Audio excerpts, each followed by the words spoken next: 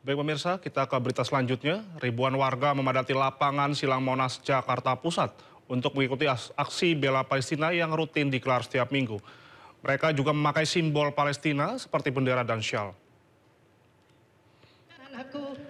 Masa aksi bela Palestina memenuhi lapangan Silang Monas sejak pagi. Dalam aksi dukungan atas kemerdekaan Palestina, massa membawa simbol perjuangan sebagai dukungan untuk Palestina. Menteri Luar Negeri Sugiono dan beberapa aktivis seperti Din Syamsuddin dan Neno Warisman juga mengisi panggung di aksi bela Palestina kali ini. Aksi bela Palestina di Monas berlangsung tertib dengan penjagaan dari aparat keamanan.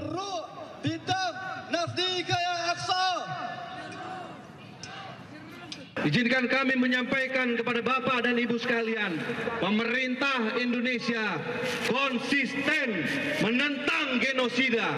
Pemerintah Indonesia menentang pelaparan yang dijadikan senjata. Pemerintah Indonesia menentang pemindahan masyarakat dan rakyat Palestina dari wilayah tanah airnya. Dan yang terpenting, Republik Indonesia akan terus memperjuangkan kemerdekaan negara Palestina. Bapak-bapak dan ibu-ibu sekalian, ratusan miliar rupiah,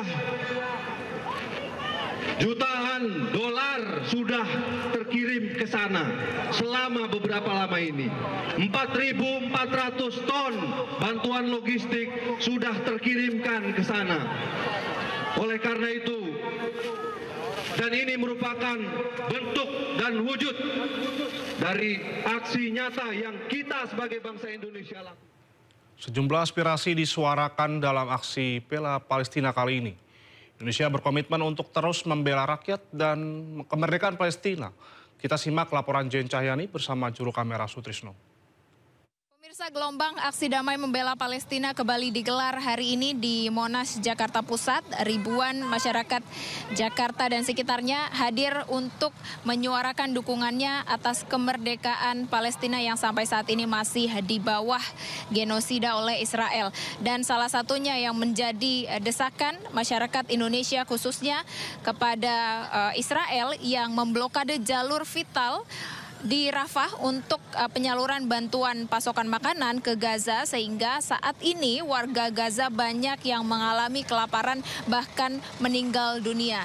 Dan tadi di acara aksi bela Palestina hari ini juga hadir ada Menteri Luar Negeri Sugiono, kemudian Menteri Kebudayaan Fadlizon yang tadi juga sudah menyuarakan bagaimana dukungan Indonesia kepada Palestina. Salah satunya bantuan yang akan dikirimkan oleh Indonesia ada 10.000 ton beras yang akan dikirimkan melalui jalur udara. Selain itu juga yang disuarakan oleh masyarakat Indonesia, kemudian dari pemerintah Indonesia juga bagaimana dukungannya untuk Palestina segera merdeka.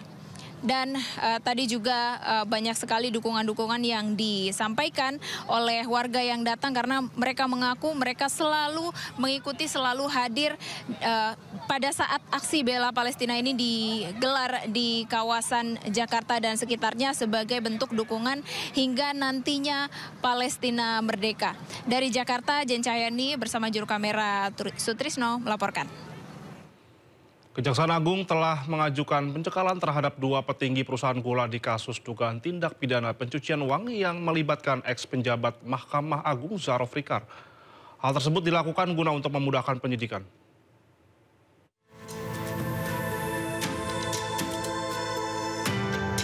Kejaksaan Agung mengungkapkan 2 petinggi PT Sugar Group Companies yakni Perwanti Liko Hulk dan Gunawan Yusuf telah dicegah untuk berpergian ke luar negeri sejak April 2025.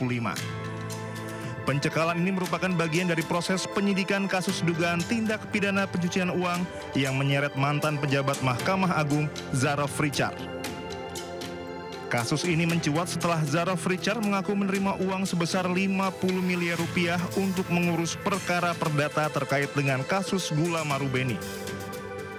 Uang tersebut diberikan agar Zaraf memenangkan gugatan yang diajukan Sugar Group Companies.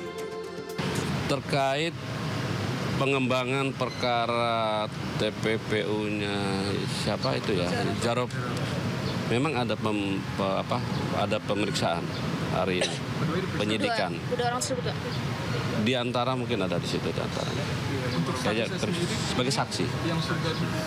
Yang jelas diperiksa sebagai saksi ini hari yang pastinya penyidik akan memeriksa sesuai dengan kepentingan.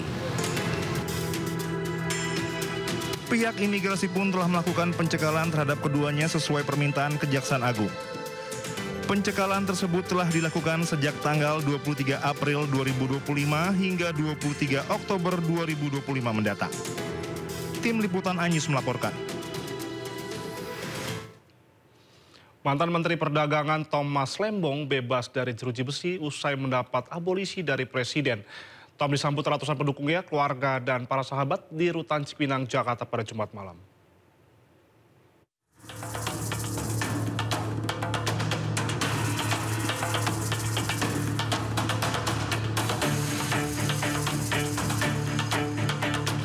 Mantan Menteri Perdagangan Thomas Trikasih Lembong akhirnya bebas dari jeruji besi. Ia keluar dari Rutan Cipinang, Jakarta Timur Jumat malam. Ratusan pendukungnya yang berasal dari berbagai daerah menunggu Tom sejak pagi. Begitu pula istri Tom, Francisca Wiharja, dan sahabat-sahabat Tom. Di hadapan media dan pendukungnya, Tom mengucapkan terima kasih kepada Presiden Prabowo dan DPR. Malam ini saya kembali menghirup udara bebas. Saya sekarang kembali ke rumah, kembali dipersatukan dengan keluarga tercinta, kembali kepada kehidupan normal yang sempat terhentikan selama 9 bulan. 9 bulan. Pertama-tama tentunya saya mau menyampaikan rasa syukur yang dalam kepada Tuhan Allah Yang Maha Esa, karena tanpa perkenannya tidak mungkin saya berdiri di sini saat ini.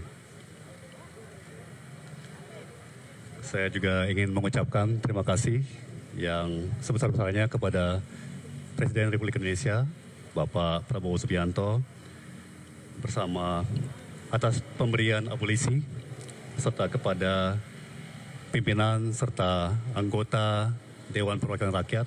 Jadi tadi ditanyakan abolisi itu apa? Pemahaman saya abolisi adalah pengakuan dari pemerintah bahwa proses hukum terhadap Tom Lembong adalah salah, sehingga harus dihentikan.